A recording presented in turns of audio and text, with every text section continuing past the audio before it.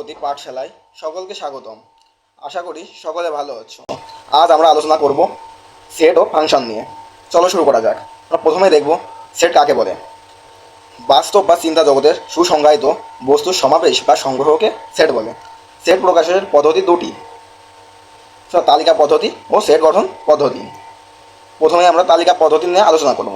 তালিকা পদ্ধতি যে পদ্ধতিতে সেটের সকল উপাদান সুনির্দিষ্টভাবে উল্লেখ করে দ্বিতীয় বন্ধনীর দ্বারা আবদ্ধ করা হয় তাকে তালিকা পদ্ধতি বলে। এবার আসি সেট গঠন পদ্ধতি। যে পদ্ধতিতে সেটের সকল উপাদান সুনির্দিষ্টভাবে উল্লেখ করে দ্বিতীয় বন্ধনীর দ্বারা আবদ্ধ করা হয় তাকে তালিকা পদ্ধতি বলে। অর্থাৎ এখানে সুনির্দিষ্টভাবে কোনো উপাদান থাকে না, কোনো উপাদান বলা থাকে না, তবে সুনির্দিষ্টভাবে উল্লেখ না করে উপাদান নির্ধারণের জন্য কিছু ক্লু বা ধর্ম দেওয়া থাকে। যেমন উদাহরণটি দেখলে আমরা বুঝতে পারবো। এখানে উদাহরণটি আছে A equal x such that x. এখানে স্বাভাবিক বিজোড় সংখ্যা, এক্স স্বাভাবিক বিজোড় সংখ্যা। তো এটা দেখেই বোঝা যাচ্ছে যে এর উপাদানগুলি অবশ্যই বিজোড় সংখ্যা হবে। এজন্য উপাদানগুলি আমাদের সুনির্দিষ্টভাবে দেওয়া না থাকলেও আমরা এই ধর্মটি দেখে একটি সেট গঠন করতে পারবো। এবং এখানে যে প্রতীকটি দেখা যাচ্ছে এটিকে সাজ দ্যাট বলা হয়। এবার আলোচনা করবো সসীম সেট নিয়ে। যে সেটের উপাদান সংখ্যা গণনা করে নির্ধারণ করা যায় তাকে অসীম সেট বলে। যেমন এ ইকুয়াল এ বি সি এবং এ এর উপাদানগুলি হলো এ বি এবং সি, যেটা আমাদের ফিক্সড এবং এটা এর বাইরে যাওয়ার সুযোগ নাই। অর্থাৎ এটা একটি সীমাবদ্ধ সেট বা সসীম সেট। উদাহরণ বি দেখলে বুঝতে পারবো, সেট বি দেখলে বুঝতে পারবো। এখানে 2, 4, 6 এগুলো প্রত্যেকটি বি সেটের এক একটি উপাদান এবং এটি 20 পর্যন্ত দেওয়া আছে। অর্থাৎ এই 20-র বাইরে যাওয়ার সুযোগ নাই এবং এটি একটি সসীম সেট। উদাহরণ সি দেখলে বুঝতে পারবো। এখানে এক্স সাজ দ্যাট এক্স মৌলিক সংখ্যা এবং 20 less than x less than 50। অর্থাৎ সি এর উপাদানগুলি অবশ্যই মৌলিক সংখ্যা হবে এবং এটি 20 থেকে বড় এবং 50 থেকে ছোট হবে। অর্থাৎ এর বাইরে যাওয়ার সুযোগ নাই। সুতরাং এটি একটি সসীম সেট। এবার আলোচনা করব অসীম সেট নিয়ে। যে সেটের উপাদান সংখ্যা গণনা করে শেষ করা যায় না তাকে অসীম সেট বলে। তো অসীম বলতে আমরা বুঝি যার কোনো শেষ নেই। সুতরাং অসীম সেট বলতেও এমন সেটকে বোঝায় যে সকল সেটের উপাদানগুলি শেষ হবে না বা আমরা গুণে শেষ করতে পারবো না। উদাহরণটি দেখলে বুঝতে পারবে A equal x such that x, x বিজোড় সংখ্যা। সুতরাং এর উপাদানগুলি হবে বিজোড় সংখ্যা, কিন্তু এখানে কোনো সীমা দেওয়া নেই।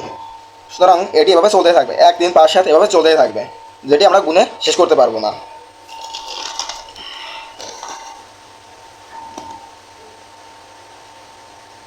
এবার দেখব ফাঁকা সেট কাকে বলে।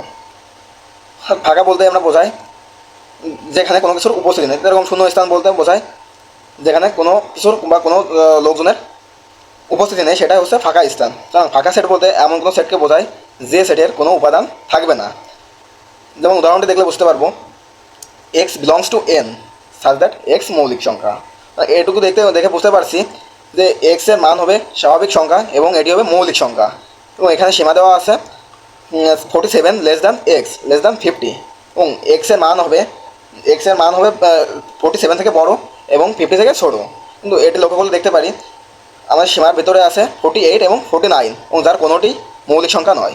সুতরাং আমাদের এই সেটের কোনো উপাদান থাকবে না বা কোনোটি যেহেতু মৌলিক সংখ্যা না সেহেতু এখানে আমরা কোনো উপাদান পাচ্ছি না। যেহেতু কোনো উপাদান নাই সেহেতু এটি ফাঁকা সেট। ফাঁকা সেটকে প্রতীক দ্বারা প্রকাশ করা হয় এবং এটি হচ্ছে বিলংস টু, এটাকে বিলংস টু বলে। এবং এন যখন থাকবে তখন হচ্ছে এটি স্বাভাবিক সেট। এখানে যেহেতু এন আছে এরকম এখানে জেড থাকতে পারে বা কিউ থাকতে পারে। যখন এন থাকবে তখন বুঝতে হবে এটি একটি স্বাভাবিক সংখ্যার সেট এবং জেড থাকলে বুঝতে হবে পূর্ণ সংখ্যা সেট। এবং পূর্ণ সংখ্যা বলতে বোঝায় মাইনাস এবং প্লাস অর্থাৎ ঋণাত্মক এবং ধনাত্মক সকল সংখ্যাকেই আমাদের পূর্ণ সংখ্যা বলে। সুতরাং জেড থাকলে বুঝতে হবে এটি একটি পূর্ণ সংখ্যার সেট এবং কিউ থাকলে বুঝতে হবে একটি মূলদ সংখ্যার সেট। মূলদ সংখ্যা বলতে বোঝায় যে সকল সংখ্যাকে পি এবং কিউ আকারে প্রকাশ করা যায় সেই সকল সংখ্যাকেই মূলদ সংখ্যা বলে। এবং এখানে কিউ সমান নট ইকুয়াল 0 বা কিউ শূন্য হতে পারবে না। এবার আলোচনা করব উপসেট নিয়ে। একটি মূল সেটের উপাদানগুলোকে যখন আলাদাভাবে সেট আকারে প্রকাশ করা হয় তখন আলাদাভাবে গঠিত প্রত্যেকটি সেটকে মূল সেটের উপসেট বলে। যেমন এ ইকুয়াল এক্স ওয়াই একটি সেট। এখানে এ এর উপাদান এক্স ও ওয়াই। এক্স ও ওয়াই আলাদাভাবে যখন একটা সেটে রূপান্তরিত করব তখন প্রত্যেকটি হবে এ সেটের এক একটি উপসেট। এরকম এক্স এ এর একটি উপাদান এবং ওয়াই এ এর একটি উপাদান। এখানে যেহেতু দ্বিতীয় বন্ধনী দ্বারা এক্সকে আবদ্ধ করা হয়েছে, সুতরাং এখানে এক্স একটি আলাদাভাবে সেট এবং ওয়াই একটি সেট, এবং যেহেতু এর দুটি এ এর উপাদান সেহেতু এক্স ও ওয়াই উভয়ই এ সেটের উপসেট, এবং এটাকে এই প্রতীক দ্বারা নির্দেশ করা হয় বা প্রকাশ করা হয়। এটাকে বলতে বোঝায় বি, এই সংকেতটি দ্বারা বোঝায় বি সেটটি এ এর একটি উপসেট। এবার আসি সেটের সমতা। দুটি সেটের উপাদান একই হলে সেট দুটিকে সমান সেট বলে। যেমন এ ইকুয়াল দেওয়া আছে 3, 5, 7 এবং বি ইকুয়াল দেওয়া আছে 5, 3, 3, 7। এখানে 3, 5, 7 এগুলো এ সেটের উপাদান এবং 5, 3, 3, 7 এগুলো বি সেটের উপাদান।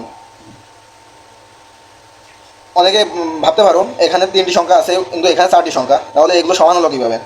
সমান হতে হলে এক সংখ্যা একাধিকবার থাকতে পারে, কিন্তু দেখতে হবে উভয় সেটের ভিতর সেগুলো কমন আছে কিনা। এখন এখানে 3 দুইবার আছে কিন্তু 3টা এর ভিতরেও আছে, এবং 3 এখানে একাধিকবার থাকলেও এটি যেহেতু এ সেটের ভিতরেও আছে সেহেতু এটি এর সমান সেট, সুতরাং এ ইকুয়াল বি। একই সংখ্যা একাধিকবার থাকতে পারবে যেটি দুটি সেটের ভিতরে কমন, কিন্তু এখানে 3 জায়গায় 4 থাকলে এটি কখনোই সমান সেট হতো না। এবার আসি সেটের অন্তর। এখানে এ ও বি দুটি সেট দেওয়া আছে। এখানে সেটের অন্তর বলতে আমরা সাধারণত বিয়োগের যে নিয়মগুলো জানি সেই হিসাবে এটা করতে হবে। এখানে এ থেকে যখন আমরা বি বিয়োগ করব বা সেটের অন্তর করব, তখন এ সেটের উপাদান থেকে বি সেটের উপাদানগুলি বাদ দিলে যে সেটটি হবে সেটি হচ্ছে এ এবং বি সেটের অন্তর। এখানে এ সেটের উপাদানগুলো দেখতে পাচ্ছি 1, 2, 3, 4 এবং 5টি উপাদান আছে, এবং বি সেটের উপাদানগুলি হচ্ছে 2 এবং 5। এবং এ থেকে যখন বি বিয়োগ করব তখন আমাদের এই 2 এবং 5 এই দুইটি এখান থেকে বাদ যাবে, এখান থেকে বাদ গেলে আমাদের থাকে 1, 3 এবং 5। সুতরাং এ ও বি এর যে অন্তর এটা হবে 1, 3 এবং 4। আমরা এবার আলোচনা করব সার্বিক সেট নিয়ে। এক বা একাধিক উপসেট যে একটি মূল সেটের অংশ, সেই মূল সেটটিকেই সার্বিক সেট বলে। একে ইউ দ্বারা প্রকাশ করা হয়। যেমন উদাহরণটি দেখলে বুঝতে পারবো, এ এর দুটি উপাদান রয়েছে, এ সেটটির দুটি উপাদান এক্স ও ওয়াই, এবং বি সেটের উপাদান রয়েছে এক্স, ওয়াই ও জেড। এটি থেকে বোঝা যায় এ সেটটি বি সেটের একটি উপসেট। এখানে বিকে এর সার্বিক সেট বলে, যেহেতু বি আমাদের মেইন সেট বা মূল সেট এবং এ তার একটি উপসেট, সুতরাং আমরা মূল সেটটিকেই বলবো সার্বিক সেট। এটিকে ইউ দ্বারা প্রকাশ করা হয়। এবার আলোচনা করব পূরক সেট নিয়ে। সার্বিক সেট ইউ থেকে এর একটি উপসেট যেমন এ বি যে কোনো একটি সেট বিয়োগ করলে নতুন যে সেটটি পাওয়া যায় বা যে সেটটি গঠিত হবে তাকে ওই উপসেটের পূরক সেট বলে। এটাকে এ প্রাইম দ্বারা প্রকাশ করা হয়। যেমন ইউ একটি সার্বিক সেট এবং যার উপাদান 1, 2, 3, 4, এবং এ একটি সেট যার উপাদান 2 এবং 4। এখানে এ ইউ এর একটি উপসেট, এবং যখন আমরা এ এর পূরক সেট নির্ণয় করব তখন এ প্রাইম ইকুয়াল সার্বিক সেট ইউ থেকে এ এর উপাদানগুলিকে বাদ দিতে হবে বা বিয়োগ করতে হবে। এখন ইউ এর উপাদানগুলি 1, 2, 3 এবং 4 আছে, এবং এ এর উপাদানগুলি 2 এবং 4। এখন ইউ থেকে এ এর উপাদানগুলিকে বাদ দিলে আমরা পাই 1 এবং 3। সুতরাং 1 এবং 3 এ সেটের পূরক সেট। 2 বা ততোধিক সেটের সকল উপাদানগুলো একবার করে নিয়ে গঠিত সেটকে সংযোগ সেট বলে। এখানে এ এবং এ এর উপাদানগুলি হলো 5, 6 এবং 7, এবং বি এর উপাদানগুলি 6, 7, 11 এবং 12। যেহেতু আমাদের দুটি সেট থেকেই সকল সংখ্যাগুলোকে নিতে হবে এবং সকল সংখ্যা একবার করে নিতে হবে, সুতরাং এ ও বি এর সংযোগ সেট থেকে আমরা দেখতে পারি এটা এ এর উপাদানগুলি আছে 5, 6 এবং 7, এবং বি এর উপাদানগুলি 6, 7, 11 এবং 12।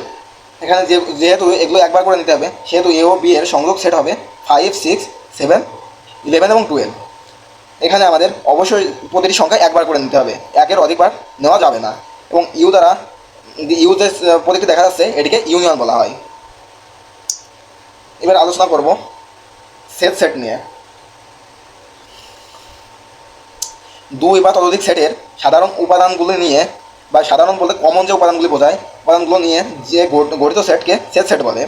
যেমন এ সেটের উপাদানগুলি 1, 2 এবং 3, এবং বি সেটের উপাদানগুলি 3, 4 এবং 5। দুটি সেটটাকে লক্ষ্য করলে আমরা দেখতে পারি এখানে 1 আছে কিন্তু এখানে 1 নেই, এখানে 2 আছে কিন্তু এখানে 2 নেই। কিন্তু লক্ষ্য করলে দেখতে পারি 3 উভয় সেটেই আছে, কিন্তু বাকি কোনো উপাদানগুলি উভয় সেটের ভিতর কমন না। যেহেতু 3 উভয় সেটেই আছে এবং 3 কমন সংখ্যা বা সাধারণ উপাদান, সেহেতু এ ও বি এর সেট হবে 3।